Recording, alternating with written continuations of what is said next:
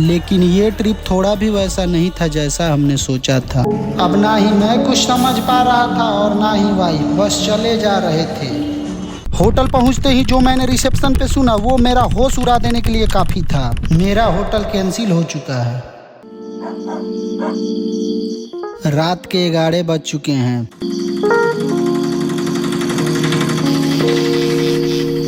ठंडी हवा के साथ शुरू हो रहा है एक ऐसा सफर जिसमें मैं, मेरी वाइफ और एक छोटा सा बच्चा निकल पड़ते हैं दिल्ली से शिमला के लिए।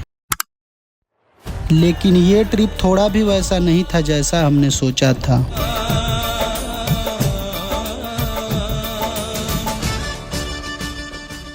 चलिए जी, पहुंच गए हैं कश्मीरी गेट। अब यहाँ से बस पकड़ के सफर का शुरुआत करते हैं। बस के लिए हमें बताया गया था कि बस आएगी हमारी 7 या 8 नंबर प्लेटफॉर्म पे, लेकिन हमारी बस आती है 14 नंबर प्लेटफॉर्म पे। कोई बात नहीं, चलते हैं बस में। बैग को डिक्की में डाल दिए, अब चलते हैं बस के अंदर।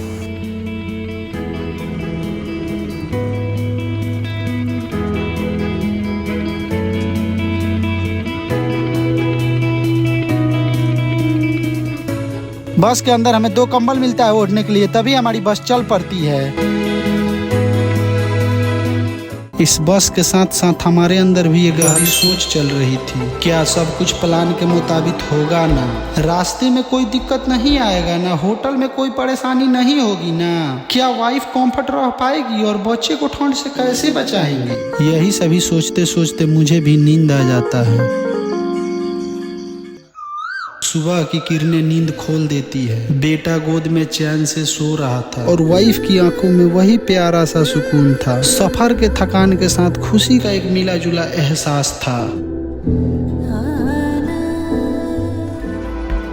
गुड मॉर्निंग गाइस, सुबह हो चुका है। अरे यार, ऐसा लग रहा है जैसे किसी और दुनिया में आ गए हैं। और वो देखिए बादल, बादल तो इतने पास है जैसे मन कर रहा है बस से उतरूं और छू लूं। जैसे ही शिमला पहुंचे तो एक लोकल गाड़ी बुक की और होटल की तरफ निकल पड़े।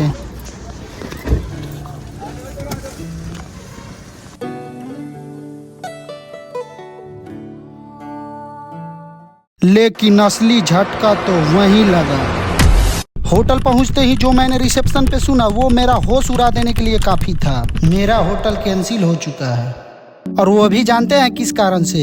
होटल के मालिक ने होटल का रेट कम डाला था, तो मैंने होटल बुक कर लिया। और जब मैंने होटल बुक किया तो मालिक को पता चला कि नहीं, मैंने होटल का रेट कम डाला है, तो उसने फिर कैंसिल कर दिया। और ना ही मैसेज किया ना कॉल किया। और मैंने टिकट बुक किया था मेक माई ट्रिप से, तो ना ही मुझे कोई कॉल आया ना ही कोई मुझे मैसेज आया। जब मैं रूम पे आ रहा हूँ, जब मैं रूम यानी होटल पे आ रहा हूँ, तब मुझे पता चल रहा है कि नहीं, मेरा होटल कैंसिल हो चुका है। अब ना ही मैं कुछ समझ पा रहा था और ना ही वाइफ, बस चले जा रहे थे।